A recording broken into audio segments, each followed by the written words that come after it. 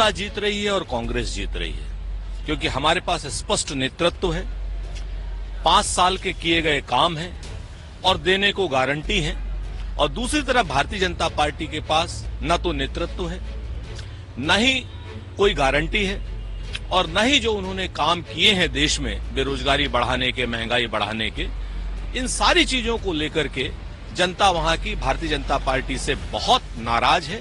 इसलिए एक बड़े बहुमत से अशोक गहलोत जी की और कांग्रेस की सरकार वहां पर अवसर पर सभी मीट मटन की दुकान बंद रखने का आदेश दिया गया है। कहा गया इससे पहले और भी जो जयंती होती है उस पर बंद रहता है, आज भी उसी तरह का ये आदेश है। साधु वासवानी जी को मेरा प्रणाम है, लेकिन खाने पीने की चीजों पर प्रतिबंध लगाना ये सरकार को एक बार सोचना चाहिए।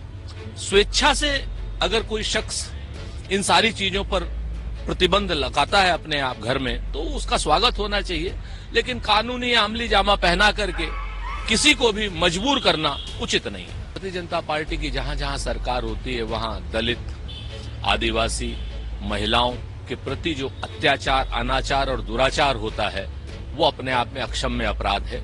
मध्य प्रदेश में आदिवासी युवक के मुंह पर पेशाब करना, या गुजरात में इस महिला का दलित युवक के मुंह पर पैर रख करके, जूता रख करके उससे चटवाना, ये अपने आप में एक घनघोर निर्लज्ज अपराध की श्रेणी में आता है।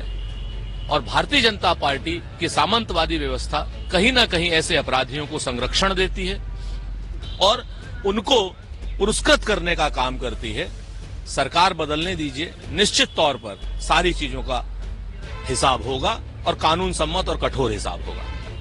भाषाई मर्यादा को हमेशा कायम रखना चाहिए।